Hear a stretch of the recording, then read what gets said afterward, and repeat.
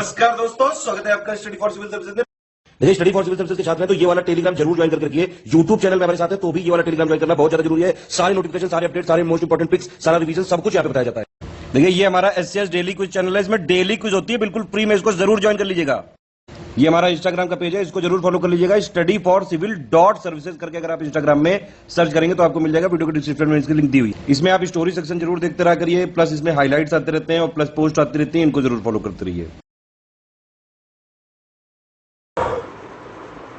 क्या हाल है साथियों, मैं विकास तोमर, आपके अपने trust channel study for civil services पे आज आपके समक्ष लेके आ गए 10 सितंबर का करंट अफेयर हिंदी इंग्लिश दोनों ही भाषाओं में यूपीएससी और अदर स्टेट पीसी एग्जामिनेशन के लिए काफ़ी ज़्यादा इंपॉर्टेंट होने वाला है आज का हमारा सेशन।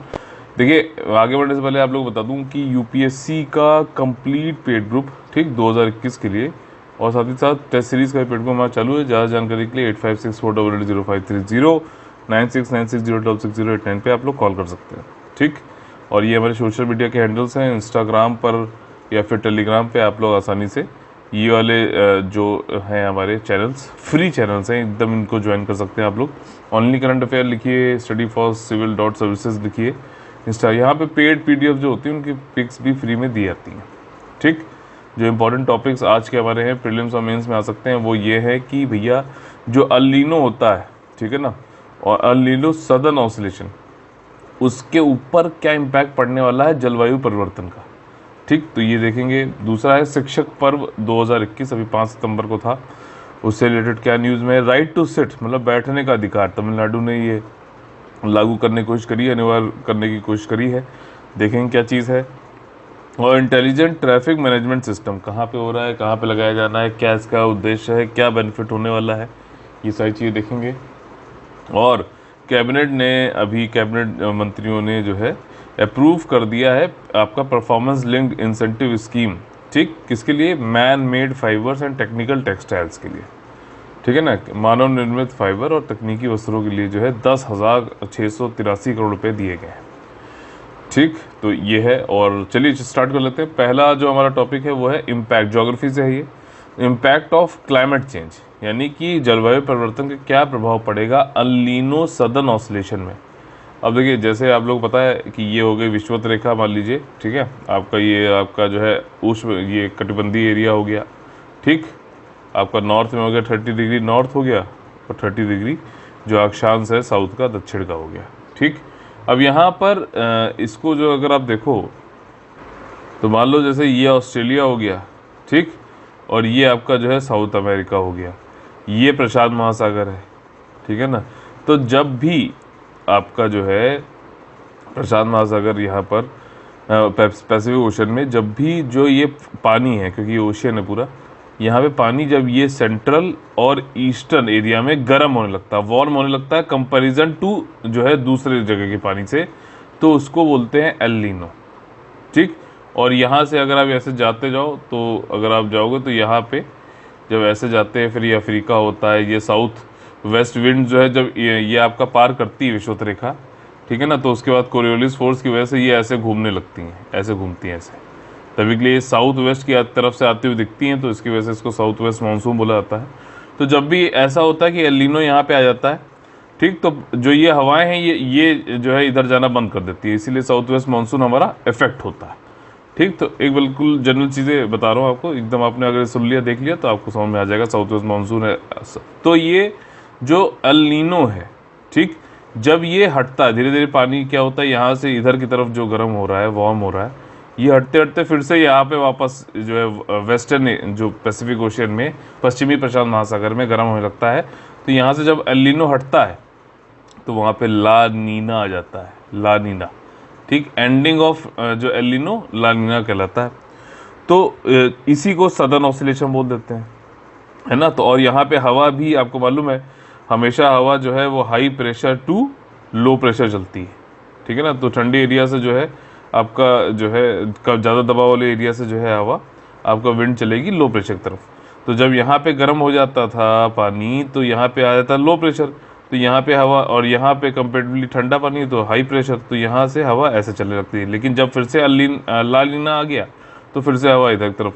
तो ये जो सदर्न ऑसिलेशन है, ठीक है ना, ये जो दक्षिणी दोलन है, इसी में इस पे क्या चेंज आएगा क्लाइमेट चेंज की वजह से, वो यहाँ पे बताया जा रहा है। ठीक, अच्छा, जब अल नीनो आ जाता है तो इंडिया का साउथ वेस्ट मानसून का इन सब पे दिक्कत होती है, लेकिन साउथ अमेरिका वहाँ पे एक एटाकामा डेजर्ट है, मैप बुक निकालिए देखिएगा यहाँ पर। ठीक, एटाकामा डेजर्ट में बहुत अच्छी बारिश होती है। तो हम लोग के लिए वैसे ही है चीज़ की, किसी के लिए कोई चीज़ ख़राब होती है, किसी के लिए अच्छी होती है। तो यहाँ पे एल नीनो जब आता है तो एटाकामा डेजर्ट और इधर की तरफ काफ़ी अच्छी बारिश होती है। ठीक, और जब ला नीना आता है तो साउथ वेस्ट मानसून ज़्यादातर जो है साउथ वेस्ट मानसून बढ़िया रहता है, तो यहाँ पे बारिश तो नहीं होती, हमारे अच्छी बारिश होती है। अच्छा, एक चीज़ और भी है, कभी कभार ये भी देखा गया है कि अल नीनो आने के बावजूद भी साउथ वेस्ट मानसून हमारा अच्छा रहा। तो और भी कई सारी चीज़ें जो है कार्य करती हैं, इतना आसान नहीं है। जो ज्योग्राफी है हमारी, जो क्लाइमेट है, इनमें बहुत सारी चीज़ें वर्क करती हैं एक साथ, और भी हैं, जैसे मैडन जूलियन ऑसिलेशन है, इंडियन ओशियन डायपोल है, ठीक है ना। तो ये सारी चीज़ें भी कार्य करती हैं। इसकी वजह से जो है कभी कभार ऐसा बिल्कुल ये नहीं है कि 100% जो है साउथ वेस्ट मानसून ख़राब ही हो जाएगा अल नीनो के आने पर। ठीक, तो ये सारी चीज़ों के अब जो है इसमें प्रभाव आपका बेसिक मैंने आपको यहाँ पे बता दिया। अब प्रभाव देख लेते हैं कि क्लाइमेट चेंज का किस तरीके से होगा। अभी साउथ कोरिया का एक कंप्यूटर है, बहुत ही तेज फास्टेस्ट सुपर कंप्यूटर है। उसने मतलब वो ये होता है कि हवा यहाँ चली, पिछला डेटा निकाल के फिर उसको आगे सिमुलेट करते हैं कई सालों तक, और उससे निकालते हैं कि हाँ भैया क्लाइमेट चेंज अगर इसी स्पीड से बढ़ता रहा टेम्परेचर तो क्या हो सकता है सदर्न ऑसिलेशन पे, ये सारी चीज़। तो उन्होंने बताया कि वीक हो जाएगा सदर्न ये ऑसिलेशन जो है आपका दक्षिणी दोलन अल नीनो वाला, और कार्बन डाइऑक्साइड के बढ़ने से तो पता नहीं चलेगा, पानी की जो है आपकी अवेलेबिलिटी भी बढ़ेगी। ठीक, तो इंटेंसिटी जो है वो टेम्परेचर साइकिल वो वीक हो जाएगी CO2 इंक्रीज होने की वजह से। जो इंटेंसिटी है एनसो की टेम्परेचर साइकिल की वो वीक हो जाएगी। बस इतना ध्यान जरूर रखना। अगर मान लीजिए आपको जो है कुछ भी नहीं समझ में आया तो ये लाइन से आपको वहाँ पे क्वेश्चन पूछेगा, तो इतना जरूर रखना। ठीक, क्लाइमेट चेंज के वजह से CO2 के इंक्रीज होने की वजह से आपका जो अल नीनो सदर्न ऑसिलेशन है, दक्षिणी दोलन जो है, वो टेम्परेचर साइकिल वीक हो जाएगी। ठीक, ये चीज़ समझ आ गई। और रिसर्च जो है डॉक्यूमेंट करता है कि अनअवेटेड काफ़ी ज़्यादा जो वार्मिंग हो रही है ये साइलेंस कर सकती है इसको। आपके जो पावरफुल नेचुरल क्लाइमेट स्विंग है, वही दक्षिणी दोलन की बात हो रही है। लेकिन जो रिसर्चर हैं उनको अभी तक ये नहीं पता है कि इकोलॉजिकल कॉन्सिक्वेंसेस क्या हो सकते हैं। ठीक, इकोलॉजिकल कॉन्सिक्वेंसेस मतलब ये है कि फ्लोरा एंड फौना पे क्या इफेक्ट पड़ेगा। ठीक, साउथ कोरिया का फास्टेस्ट कंप्यूटर क्या है, LF, ये याद रखना। इसी पे जो है इन्होंने ये निकाला था, सिमुलेट करने की कोशिश करी थी। मतलब इतना ज़्यादा फास्ट है ये कि मतलब 1 सेकंड में जितना काम ये कर लेता है सुपर कंप्यूटर, उतना अगर इंसान करे तो वो 45 मिलियन ईयर्स में उतना कर पाएगा। तो बहुत ही ज़्यादा फास्ट है। ठीक है, और भारत का अच्छा बताइए सुपर कंप्यूटर सबसे ज़्यादा फास्टेस्ट कौन सा है, दुनिया का सबसे फास्टेस्ट सुपर कंप्यूटर कौन सा है, कमेंट करके बताइए अभी इस समय। ठीक है, और सुपर कंप्यूटर जो है काफ़ी ज़्यादा इन्होंने मतलब वहीं सिमुलेट किया, इतना ज़्यादा डेटा निकाल लिया, 2000 हार्ड डिस्क में आ सकता है। अल नीनो ला नीना मैंने आप लोगों को पहले ही बता दिया। ठीक, यहाँ पे डिफरेंस अल नीनो ला नीना का दे रखा है, PDF आप लोग मिल जाएगी। इसमें बस मैं एक चीज़ पे आप लोग का जो है फोकस लाना चाहता हूँ अपने व्यूअर्स का, कि कोरियोलिस फोर्स की वजह से जो है जब अल नीनो होता है, समझना कोरियोलिस फोर्स आपको पता है। ठीक, इक्वेटर पर तो होता नहीं है आपका, उसके ऊपर जैसे जैसे जाओगे आप या नीचे वैसे वैसे होता है ये। अल नीनो जब होता है तो डिक्रीज हो जाता है स्ट्रेंथ कोरियोलिस फोर्स की, और जब ला नीना जब होता है तो इंक्रीज हो जाता है कोरियोलिस फोर्स की आपका स्ट्रेंथ। ठीक, इतना ध्यान में रहेगा ना, बस इससे ज़्यादा जो है ज़रूरत नहीं है। जितना बताऊँ उसको जो है ज़्यादा ध्यान देते हुए जो है उसको जरूर रिवाइज करिए या फिर लिख लिया करिए। ठीक, अगला टॉपिक है हमारा शिक्षक पर्व। अब प्राइम मिनिस्टर मोदी जी ने जो है 7 सितंबर को कई सारे जो है शिक्षकों को, स्टूडेंट्स को जो है एक कॉन्क्लेव रखा था, शिक्षक पर्व, वीडियो कॉन्फ्रेंसिंग के थ्रू उनसे बातचीत करी। मिनिस्ट्री ऑफ एजुकेशन जो है सेलिब्रेट कर रहा है काफ़ी ज़्यादा जो है शिक्षक पर्व 2021 का 5 से 17 सितंबर के बीच में। और यहाँ पे यही है कि एक तरीके से जो भी शिक्षकों ने हमारे देश की उन्नति में जो कंट्रीब्यूशन दिया है उसको रिकॉग्नाइज करना है। साथ ही साथ जो नेशनल एजुकेशन पॉलिसी 2020 की है उसके लिए जो है अभी हमें शिक्षकों का रोल को जो है बड़ा करना है, बताना है कि क्या है, लोगों को पता भी चलना चाहिए। बहुत ज़्यादा महत्वपूर्ण है नेशनल एजुकेशन पॉलिसी, तो उससे संबंधित भी मोदी जी ने 5 इनिशिएटिव जो है लॉन्च किए इस ओकेज़न पे। पहला सुनिए, ठीक, अभी इसको विस्तार से बताऊंगा। अभी 10,000 वर्ड वाली इंडियन साइन लैंग्वेज, ठीक, जो लोग सुन नहीं सकते उनके लिए है। टॉकिंग बुक्स, जो लोग विजुअली देख नहीं सकते उनके लिए है। स्कूल की क्वालिटी असेसमेंट करना, आंकलन करना, फिर उसके बाद जो है आप उसका एक्रेडिटेशन फ्रेमवर्क रखना। स्कूल को जो अच्छा क्वालिटी कर रहा है उसको रखो, उसका असेसमेंट करो, नहीं तो उसमें इम्प्रूवमेंट करो। CBSE के निष्ठा जो टीचर ट्रेनिंग प्रोग्राम है उसको लॉन्च किया फॉर निपुण भारत, ठीक है। निपुण भारत क्या है ये भी देखें। विद्यांजलि पोर्टल, UPSC पूछ भी चुका है। वॉलंटरीली जैसे जो लोग हैं जाके गवर्नमेंट स्कूल में पढ़ाने की बात कर सकते हैं, वो आपका विद्यांजलि पोर्टल में होता है, ठीक। फॉर फैसिलिटेटिंग एजुकेशन वॉलंटियर्स, ठीक, जो शैक्षिक रूप से जो है स्वयं सेवक हैं वो लोग जो वर्क करना चाहते हैं। डोनर्स और CSR क्या है, corporate social responsibility contributor for school development. तो ये जो है कुछ साइन लैंग्वेज, विजुअली इम्पेयर्ड लोगों के लिए ऑडियो बुक्स हो गई, SQAAF हो गया, स्कूल क्वालिटी असेसमेंट हो गया CBSE का, निष्ठा, निपुण और विद्यांजलि, ठीक, ये सारी चीज़ें हैं। न्यू एजुकेशन पॉलिसी 2020 का मैंने पूरा जो है 45 मिनट का इसमें एक बहुत ही विस्तार से वीडियो बना रखा है। स्टडी, आप यूट्यूब पे जाइए, वहाँ लिखिए न्यू एजुकेशन पॉलिसी और लिखिए फिर स्टडी फॉर रिसोर्सेज, आपको मिल जाएगा, ठीक। अच्छा, इन इनिशिएटिव के बारे में मैंने आप लोग बता दिया। साइन लैंग्वेज जो है, जो बच्चे सुन नहीं पाते हैं ढंग से उनके लिए है। टॉकिंग बुक्स जो हैं वो आपकी, ऑडियो बुक्स जो है वो आपकी, जो लोग बच्चे देख नहीं पाते उनके लिए। विद्यांजलि 2.0 में देखिए, जैसे वो तो हमारा ही है, सबका साथ सबका विकास सबका विश्वास, उसके साथ सबका प्रयास। तो मतलब लोग आए वॉलंटरी स्वयंसेवक के तरीके से आए और एजुकेशन में गवर्नमेंट स्कूल में जाके पढ़ाए, तो उसके लिए है। नेशनल डिजिटल आर्किटेक्चर आपका NDR नाम से है, ये भी एजुकेशन संबंधित है। इसमें यही है कि जो असमानता है एजुकेशन में उसको ख़त्म करना, जैसे रूरल एरिया में बताते हैं कम है, अर्बन एरिया में ज़्यादा है, आपका प्राइवेट निजी स्कूलों में ज़्यादा अच्छी क्वालिटी का है और पब्लिक में नहीं है। तो ये जो असमानता है इसको ख़त्म करना, साथ ही साथ मॉडर्नाइजेशन भी करना, आधुनिकरण भी करना है हमारी जो है शिक्षा का, हमारे जो है शिक्षा जो प्रोवाइड की जाती है। NDR यानी कि नेशनल डिजिटल आर्किटेक्चर जो है वो एक सुपर कनेक्ट की तरह यूज़ मतलब होगा। सारे जितने भी एकेडमिक एक्टिविटी वो NDR में आ जाएंगी, मतलब एक आर्किटेक्चर पूरा बन जाएगा, इसी के थ्रू सारी चीज़ें होंगी, ठीक। जैसे UPI काम करता है ना, बैंक का कोई भी आपका हो, HDFC हो, ICICI हो, SBI हो, सबको आप एक UPI, भीम UPI यूज़ किया, सारे बैंकों का जो है आप इसके थ्रू से पेमेंट कर सकते हैं, UPI भीम UPI की तरह। वैसे ही NDR में भी होगा, ठीक। निष्ठा स्कीम जो है टीचर्स की जो है ट्रेनिंग के लिए है, ताकि वो अच्छे से और ज़्यादा अच्छे से पढ़ा सके। निपुण स्कूल स्कीम समझ लेते हैं, ये एक national initiative for proficiency in reading and understanding and numeracy, मतलब ये एक तरीके का इनिशिएटिव है जिसमें कि लोगों के, बच्चों के अंदर जो है पढ़ना, पढ़ के समझना और जो मैथ्स वाली, न्यूमरेसी वाली चीज़ें, जो संख्यात्मकता वाली चीज़ें हैं उनको और अच्छे समझ में आए। तो इसका पूरा नाम क्या है, निपुण भारत स्कीम, ठीक। पढ़ना, पढ़ के समझना और न्यूमरेसी, जो मैथ्स वाली चीज़ें हैं, संख्यात्मकता वाली जो चीज़ें हैं वो अच्छे से हो, इसको निपुण भारत स्कीम बोला जा रहा है, ठीक। तो क्रिएट एन यू, मतलब एक तरीके से ऐसा इन्वायरमेंट, पर्यावरण बनाएगा कि यूनिवर्सल एक्विजिशन होना चाहिए, लोग अच्छे से बच्चे जो है पढ़ सकें। ग्रेड 3 तक जो है इसको जो है लाना है बच्चों में, जो है ये वाली सारी चीज़ें, पढ़ना, पढ़ के अच्छे समझना, ये सब है। 26-27 तक, 2026-27 तक ये चलेगा।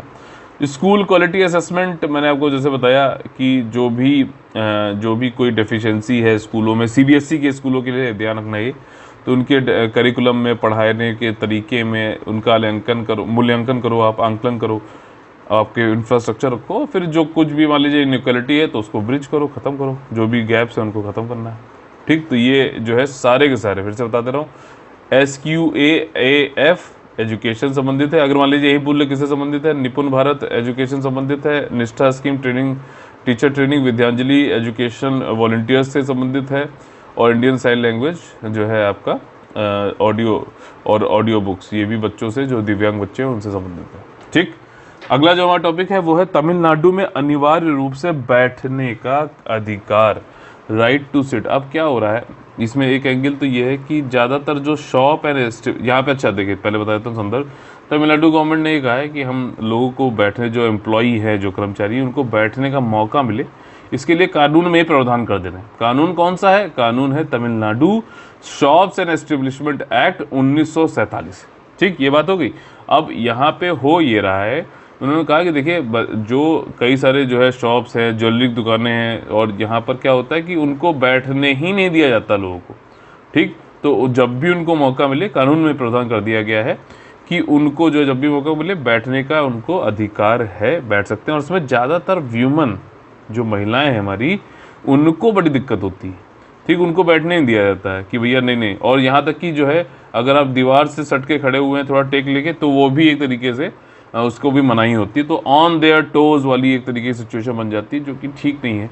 कर्मचारी भी इंसान हैं, उनकी भी अपने जो है वो है। और व्यूमन में तो ये देखा गया भैया कि उनको ज़्यादा परेशान किया जाता है, और उसकी वजह से उनको काफ़ी दिक्कतें भी हो रही हैं, डिजीज़ भी हो रही है, परेशानी भी हो रही है, वो भी अभी देखेंगे, ठीक। तो ये वाला एक्ट है हमारा Tamil Nadu shop and establishment act, और इसमें यही है कि सिर्फ उनको खड़े रहने दिया जाना है। तो जब भी उनको मौका मिले, फेल्ड नेसेसरी, उनको सिटिंग मतलब फैसिलिटी देनी है एम्प्लॉयर को, ठीक, कर्मचारियों के लिए शॉप्स एस्टेब्लिशमेंट में, ठीक। और ये सारी चीज़ें ज्वेलरी और टेक्सटाइल वाले शोरूम में जो है ज़्यादा होता है। आपने देखा होगा ज्वेलरी शो में जैसे वो महिलाएं हैं वो जाके खड़ी रहती हैं, उनको कभी बैठने नहीं दिया था, नहीं जो ऐसे कस्टमर आए सब, तो मतलब इस तरीके से है। तो उनको काफ़ी दिक्कतें आ रही हैं। अब नीड जो है आपका यही है कि व्यूमन का अभी एक एंगल है, बाकी भी वैसे भी जो पुरुष लोग हैं उन लोग को भी बैठने नहीं दोगे यार, तो कितनी दिक्कत हो सकती है। तो इसमें वेरिकोस वेन्स और जॉइंट पेन जो है काफ़ी ज़्यादा स्टैंडिंग होने की वजह से हो रही है। तो इसको हटाते हुए कानून में भी जो है व्यवस्था कर दी गई है। ऐसा ही सेम केरला ने 2018 में किया था, ठीक। तो पहला कौन हो गया आपका? केरला हो गया, और फिर तमिलनाडु हो गया, जिसने बैठने के अधिकार के लिए कानून में जो है आपका संशोधन किया है, ठीक। तो ये चीज़ समझ में आ गई। क्वेश्चन कैसे बन सकता है ये भी समझ में आया ना, ठीक। और उसके लिए क्यों किया जा रहा है ये भी आपको समझ में आया, ठीक है। तो ये जो है इस तरीके से आप लोग पढ़ा करो। अगला जो हमारा टॉपिक है वो है इंटेलिजेंट ट्रैफिक मैनेजमेंट सिस्टम। अब आप लोगों ने सुना होगा कि मुंबई से पुणे जो है बहुत ही बढ़िया एक्सप्रेस वे बना हुआ है, काफ़ी अच्छा, वेस्टर्न घाट से होते हुए बड़ा सुंदर सा लगता है, ठीक। 94 किलोमीटर का एक्सप्रेस वे है, काफ़ी लंबा है, ठीक है। एक्सप्रेस वे जो होता है उसमें 3 लेन होती हैं एक साइड में, ठीक। ये मान लीजिए ये हो गया, फिर ये दूसरी साइड जो है 3 लेन, तो 6 लेन ये हो जाता है कम से कम, उसको एक्सप्रेस वे कहा जाता है, ठीक। ये बेसिक डेफिनीशन है। ये सब चीज़ें आप लोग को पता होनी चाहिए। अगर मान लीजिए एक्सप्रेस वे आया तो आप लोग के मन में ये तो आना चाहिए ना जिज्ञासा कि भैया हाईवे और एक्सप्रेस वे में क्या दिक्कत है। तो ये चीज़ें, तो वहाँ पर मुंबई पुणे वाले में जो है intelligent highway traffic management system लगाया जाना है। अब क्या है कि खूबसूरत वादियाँ हैं, लोग जो है निकलते हैं तो अपना इंसान की जगह मतलब ढंग से चलाते नहीं हैं, एक्सीडेंट बहुत ज़्यादा होते हैं, स्पीड बहुत ज़्यादा हो जाती है उनकी, ठीक।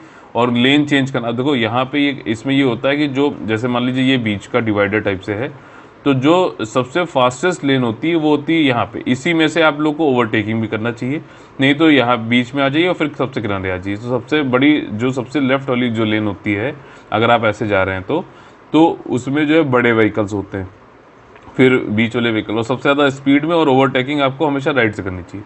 तो ये लेन चेंज जो है वो भी ढंग से नहीं करते हैं। कोई यहाँ पे चल रहा है एकदम से इधर आ गया फिर इधर आ गया, तो उसमें क्योंकि पीछे से तेज़ी से आ रहे हैं, एक्सीडेंट होने के बहुत ही ज़्यादा चांसेस होते हैं। तो अब यहाँ पर इंटेलिजेंट का बात आ गई तो आपको समझ में आ जाना चाहिए कि सीसीटीवी और फिर इसमें जो है आपका इंटरनेट और इन सब का उपयोग करते हुए ये एक्सीडेंट जो है ये सबको कम करना है यहाँ पे।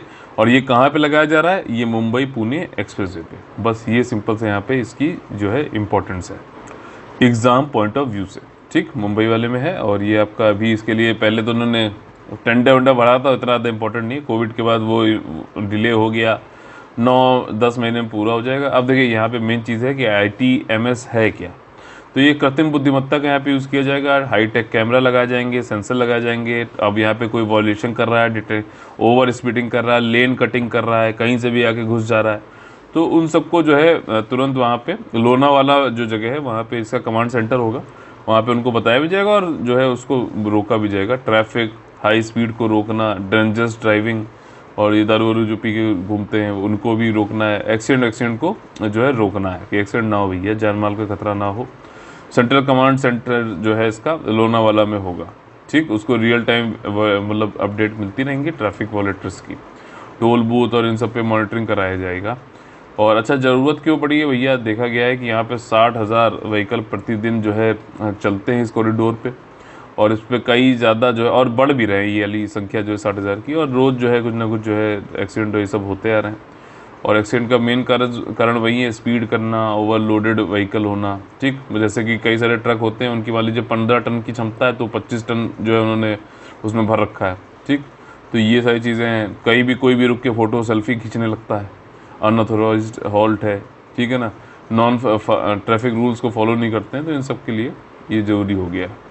और इसमें 10 साल के लिए किया जाएगा, पब्लिक प्राइवेट पार्टनरशिप में हो रहा है, और 160 करोड़ रुपया लगेगा। रिपेयर मेंटेनेंस सब कुछ इसमें ही है। जो लोग वॉयलेट करेंगे जो है ओवर स्पीडिंग और इन सब पे, उनको कुछ ना कुछ जो है पेनल्टी भी इसमें रखी जाएगी। आर्टिफिशियल इंटेलिजेंस आपको पता है कि वो देखेगा, डेटा निकालता रहेगा कैमरे से और सारी चीज़ें, और फिर कमांड सेंटर को भेजेगा, वहाँ से फिर एक्शन होगा कि भैया कहाँ पे किसको रोकना है, कहाँ पे कोई अगर कोई चीज़ कोई कर रहा है तो उसको मना करना है। ये सारी चीज़ें कृत्रिम बुद्धिमत्ता के जरिए कमांड सेंटर लोनावाला में जो है वहाँ से किया जाएगा। ठीक, अगला जो हमारा टॉपिक है वो है कैबिनेट ने मानव निर्मित फाइबर और तकनीकी वस्त्रों के लिए जो है 10,683 करोड़ रुपए की पीएलआई की घोषणा करी गई। परफॉर्मेंस लिंक्ड इंसेंटिव स्कीम जो है आत्मनिर्भर भारत के चलते, भारत जो है ऐसे चीज़ों में जो हम लोग इंपोर्ट करते हैं, ठीक, तो वो हम इंपोर्ट ना करें, हम अपनी डोमेस्टिक इंडस्ट्रीज़ को ही बढ़ाएं और कहें कि भैया वहीं सारी जो इंपोर्ट करने वाली चीज़ें हैं वो हम खुद ही यहाँ बनाएं। तो इसको एक तरीके इंपोर्ट का सब्स्टिट्यूशन हम भारत में ही डोमेस्टिक इंडस्ट्री से ढूंढ लें, तो हमें एक तो इंपोर्ट नहीं करना पड़ेगा, तो जो हमारा फॉरेन रिजर्व है, फॉरेक्स है, वो नहीं हमारा खर्चा होगा। साथ ही साथ धीरे धीरे हम उसको एक्सपोर्ट खुद ही करना चालू करें। एक्सपोर्ट करेंगे तो हमारा फॉरेक्स रिजर्व और अच्छा बढ़ेगा। फॉरेक्स रिजर्व अच्छा बढ़ेगा तो जितनी भी चीज़ें हम लोग को अनिवार्य रूप से इंपोर्ट करनी पड़ती हैं, जैसे ऑयल हो गया, क्रूड ऑयल हो गया, हमें करना ही, हमारे पास है नहीं, तो जो है कोकिंग कोल हो गया, ठीक, कोल तो बहुत है, कोकिंग कोल नहीं है जो स्टील बनाने के काम आता है। तो इन सब की जो है हम लोग को जो पेमेंट करनी होती है वो फॉरेन करेंसी में करनी होती है, तो फॉरेक्स के जरिए कर सकते हैं। तो जो यथासंभव इंपोर्ट हम करते हैं और भारत में बना सकते हैं वो हम भारत में बनाएं, और उसके लिए प्रोडक्शन लिंक्ड इंसेंटिव है, मतलब जितना ज़्यादा प्रोडक्शन करेंगे तो उससे लिंक्ड इंसेंटिव यानी प्रोत्साहन दिया जाएगा। तो कुछ सेक्टर्स भारत की गवर्नमेंट ने जो है ढूंढे हैं। तो ये जब मार्च 2020 में कोरोना से पहले जो है के टाइम पे यहाँ पे 3 सेक्टर लाए गए थे, फिर उसमें 10 सेक्टर लाए गए थे, अब जो है इसमें और भी जोड़े जा रहे हैं, वो सारी चीज़ें भी मैं पहले भी आप लोग से पूछ चुका हूँ। बताइए कौन कौन से अब जो है सेक्टर्स जो है पीएलआई स्कीम के अंतर्गत है, फिर से पूछ रहा हूँ, इसको आप लोग जो है बताइएगा। ठीक, 10 टेक्निकल प्रोडक्ट इसमें जो बनाते हैं उनके लिए यहाँ पे गवर्नमेंट ने इनको भी प्राइवेट इन्वेस्टमेंट आ सके, लेबर इंटेंसिव जो टेक्सटाइल है, ताकि इससे बेरोजगारी भी खत्म हो, तो उसके लिए जो है ये अली पीएलआई के अंतर्गत मैन मेड फाइबर और तकनीकी टेक्सटाइल को भी ला दिया और अनाउंस भी कर दिया है। ठीक, कि कितना 10,683 करोड़ रुपया। अच्छा, इसमें एक बहुत ही अच्छी चीज़ है बताऊंगा। अच्छा देखिए कि मतलब कैसे जो है गवर्नमेंट जैसे पैसा दे रही है 10,000 आप लोग को लग रहा है, तो ये वसूल भी लेती है। कैसे वसूलती है मैं बताता हूँ अभी आपको, ठीक है ना। गवर्नमेंट को हम लोग ने भेजा है, बनाया है, वो हमारा पैसा मैनेज करती है, अपने हिसाब से पैसे नहीं लेती, पैसे भी हम ही से ही लेती है। ठीक, बस उसको मैनेज करने का काम गवर्नमेंट का है। तो वो अगर यहाँ 683 करोड़ रुपए दे रही है, 10,683 करोड़ रुपए, तो वो उसको वसूलती भी है। ये नहीं कि बस दे दिया और जो है कुछ नहीं। तो हमारा पैसा हमारे पास ही रहना चाहिए। तो अच्छी बात है ये कि रोटेट हो रहा है कम से कम, ठीक, लोगों को रोज़गार मिल रहा है और जो है पैसा एक जगह कॉन्सोलिडेट नहीं हो रहा है। अब देखिए कौन कौन से इसमें जो है आपका परफॉर्मेंस लिंक्ड इंसेंटिव वाले स्कीम्स में सेक्टर कौन कौन से आ गए हैं। तो देखिए ये है 10 सेक्टर और ये है 3 सेक्टर। एडवांस केमिस्ट्री सेल, ठीक, electronic technology product, automobile auto products कारोबार, pharmaceutical drugs, telecom and networking products, ये आपका जो है मोबाइल ये सारे कुछ, टेक्सटाइल प्रोडक्ट जिसके अंतर्गत ये दिया जा रहा है, और आपका food product, high efficiency solar PV module, solar energy संबंधित है, वाइट गुड्स एसी एलईडी हो गया, स्पेशलिटी स्टील। इसके बाद जो है mobile manufacturing specified electronic product, ठीक, क्रिटिकल की starting material, drug intermediaries and active pharmaceuticals, ये ऑलरेडी नोटिफाइड सेक्टर्स हैं। ठीक, इनको मतलब अधिसूचना के द्वारा इनको जारी करते हुए इनको ये पैसा इतना दिया गया है। मैन्युफैक्चरिंग मेडिकल डिवाइसेस, ये वाला जो है इनको नोटिफाई कर दिया गया है। ठीक, स्कीम जो है ये जो पीएलआई स्कीम है, ये हमारे जो डोमेस्टिकली बनेंगे प्रोडक्ट्स उन वो ग्लोबली जो है कम्पिटिटिव हो, क्वालिटी वाइज भी, पैसे के वाइज भी और क्वांटिटी वाइज भी। इन्वेस्टमेंट हमें मिलना चाहिए, टेक्नोलॉजी अच्छी यूज़ करनी चाहिए, हमारी दक्षता अच्छी होनी चाहिए, एक्सपोर्ट को हमें बढ़ाना है और ग्लोबल सप्लाई चेन में हमारे भी एक्सपोर्ट लगें, इसके जरिए इसके लिए काम करना है। 19,000 करोड़ रुपए जो है अब इस वाले स्कीम में आ जाते हैं, जो टेक्सटाइल जो है टेक्नोलॉजी टेक्सटाइल और ये मैन मेड फाइबर्स की बात हो रही थी हमारी। तो इसमें 19,000 करोड़ रुपये निजी निवेश लाने की बात करी जा रही है, जिसकी वजह से 3 ट्रिलियन का जो है कारोबार होगा। और भारतीय गवर्नमेंट, देखिए आप प्रोडक्ट बनाएगी, गवर्नमेंट ने पैसा दिया, प्रोडक्ट बनाएगी कंपनियां, कई सारी निजी कंपनियां, तो जो प्रोडक्ट बनाएगी उस पर तो वापस खींच लेती है ना गवर्नमेंट जीएसटी। तो इस तरीके से 12% के हिसाब से वो पैसा 10,000 जो दिया इन्होंने वो यहाँ से वापस हो जाता है। देखिए यहाँ लिखा भी हुआ है, there is a 12% good and services tax on sales which more than recovers the government spending on the scheme. जितना गवर्नमेंट इस पे स्पेंड कर रही है उससे ज़्यादा पैसा उसको वापस मिल जाएगा और रोजगार भी मिलेगा, ऐसा कहा जा रहा है। देखते हैं कितना रोजगार मिलता है। 7.5 लाख। ठीक, PLI स्कीम जो है आपकी परफॉर्मेंस लिंक्ड इंसेंटिव स्कीम, ये मतलब ये कि जितना प्रोडक्शन ज़्यादा करोगे इम्पोर्ट जो को ख़त्म करने वाले के लिए उतना ज़्यादा आपको प्रोत्साहन मिलेगा। इस स्कीम के अंतर्गत 13 आइडेंटिफाइड सेक्टर थे आपके 2021-22 के बजट में। निर्मला सीतारमण जी ने इसके बारे में बताया भी था। ठीक, अब ये जो एम करता है स्कीम बूस्ट करने के लिए, डोमेस्टिक मैन्युफैक्चरिंग को बूस्ट करो, आत्मनिर्भर भारत की बात हो रही है। मार्च 2020 में चालू हुआ था। करीबन $500 बिलियन जो है अगले 5 सालों में इसमें खर्चा करने की बात करी गई है। ये किसने बताया? जो वाणिज्य मंत्रालय है हमारा, कॉमर्स मिनिस्ट्री है, उसने बताया ये सारी चीज़ें। ठीक, वही है, प्रोत्साहित करना चाहिए कंपनियों को कि जो है इंपोर्ट ना करना पड़े, हमें इंपोर्ट ना हो, लोकल गुड्स, ये सारी चीज़ें मैंने आपको पहले ही बता दी। ठीक, which sector are currently supported, कौन कौन सेक्टर सपोर्टेड है अभी? इलेक्ट्रॉनिक एंड टेक्नोलॉजी प्रोडक्ट्स हो गया, फार्मास्यूटिकल ड्रग्स हो गया, जरूरी है भाई कोविड की वजह से, टेलीकॉम नेटवर्किंग हो गया, फूड प्रोडक्ट्स हो गया, high efficiency solar power module हो गया। ठीक, फिर तो ये सारी चीज़ें ये पढ़ लेना, रट लेना, ये वाले सेक्टर्स हो सकता है उसमें पुल कि भैया कौन सा नहीं है। तो आप लोग को क्या लिखना है? परफॉर्मेंस, मैं आपको बता भी देता हूँ कैसे सर्च करना होता है। परफॉर्मेंस लिंक्ड इंसेंटिव स्कीम, चाहो तो ऐसे लिख दो या फिर PLI स्कीम लिख दो, फिर लिखो PIB। ठीक, और सर्च करो गूगल पे, आपको PIB वाला जो मिलेगा लेटेस्ट वाला देखना, उन्हीं को बस जो है आप नोट कर सकते हैं। ठीक, और आगे हम लोग अपने फेवरेट सेक्शन पे जिसका नाम है कौन बनेगा IAS PCS, इसमें किस तरीके से प्रीलिम्स के क्वेश्चन हमें सॉल्व करने चाहिए उसको हम लोग यहाँ पे ध्यान देते हैं। पॉलन कैलेंडर यानी कि परागकण जो है कैलेंडर के बारे में कौन से स्टेटमेंट सही है? देखिए पॉलन कैलेंडर ये तरीके से ग्राफ देगा कि भैया कौन से महीने में, ठीक, टाइम डायनेमिक्स के साथ में होगा। एयरबॉर्न पॉलन टैक्सा मतलब होगा, जैसे कई सारे फूल होते हैं, ठीक, तो उससे जो है परागकण जो है हवा में चलते रहते हैं। ठीक, जिस वो पॉलिनेशन जो होता है उसके लिए काम आता है ये। तो किस महीने में ये ज़्यादा होगा, किस महीने में कम होगा, किस महीने में जो है बीच में रहेगा, ज्योग्राफी अलग अलग जगहों पे उसका जो है पॉलन कैलेंडर ये बनाया जा रहा है। ठीक, तो ये सही है कि गलत है बताइए। और ये एक तरीके से इजी, मतलब ये समझने में भी आसानी होगी हमारे जैसे आप लोग जैसे जो है नॉर्मल लोगों के लिए, साइंटिस्टों के लिए तो अलग बात है कि भैया हाँ जनवरी में ज़्यादा है। और इस वाले एरिया में मान लीजिए मैप ऐसे बनाया हुआ है तो उन्होंने, ये भारत है तो उन्होंने कहा कि अच्छा ये वाला जो एरिया है इस समय जो है ज़्यादा होता है यहाँ पे पॉलन। अच्छा, पॉलन ज़्यादा होने से क्या है कि वैसे पॉलिनेशन और इन सब के लिए तो ठीक है पराग का काम, लेकिन ये एक तरीके से इससे एलर्जी और जो है एयर पोल्यूशन ये सब भी होता है। तो यहाँ पे सिंगल इमेज में आपको सीजनैलिटी के हिसाब से कहाँ कौन सी जगह पे ज़्यादा हो रहा है ये सारी चीज़ें आपको पता चल सकती है, तो ये भी स्टेटमेंट ठीक है। और लोकेशन स्पेसिफिक जो है कंसंट्रेशन जो है, ठीक है ना, जो संकेंद्रीकरण है उसका वो कितना ज़्यादा हो गया है, फ्लोरा फाउंड कितना ज़्यादा क्या होता है उसको भी ध्यान में रखिएगा। तो पॉलन कैलेंडर से संबंधित ये तीनों ही स्टेटमेंट एकदम सही है। ये चंडीगढ़ में पहला पॉलन कैलेंडर लाया जा रहा है। पॉलन जो है आउटडोर एयरबॉर्न एलर्जी मतलब पैदा करने वाले होते हैं, इससे राइनाइटिस हो सकता है, अस्थमा हो सकता है लोगों को, एटोपिक डर्माइटिस हो सकता है ह्यूमंस में, ठीक, वो इचिंग होने लगती है, वो खुजली उजली टाइप से। तो ये सारी चीज़ें, तो जब ज़्यादा है किस एरिया में तो वहाँ पे जाओ मत, जिनको ज़्यादा सेंसिटिव हैं तो वो तो बिल्कुल ना चाहें। कैलेंडर जो है आइडेंटिफाई कर सकता है कि पोटेंशियल एलर्जी ट्रिगर्स कहाँ पर है, अंडरस्टैंडिंग उसको आसानी से मिल सकती है, और जो है लोग जो है एलर्जी से सफ़र ना करें, वहाँ पे ना जाएं। इसके लिए पॉलन कैलेंडर कहाँ पे लाया गया है? चंडीगढ़ में लाया गया है। ये जरूरी है चीज़ जानना, याद रखना, ठीक। अगला जो है हमारा बुजुर्गों की बात देश का साथ, ये एक नया कार्यक्रम चालू किया गया, नाम है बुजुर्गों की बात देश का साथ। और ये प्रोग्राम से संबंधित कुछ कथन दिए गए हैं, वो कौन से सही है आपको बताना। बुजुर्गों की बात देश का साथ प्रोग्राम ये अभी फाइनेंस मिनिस्टर जो है निर्मला सीतारमण जी ने जो है आपका चालू किया, एकदम गलत है। और पहला गलत होने की वजह से एलिमिनेशन मेथड के थ्रू हम समझ सकते हैं कि बी आंसर यहाँ पे हो जाएगा।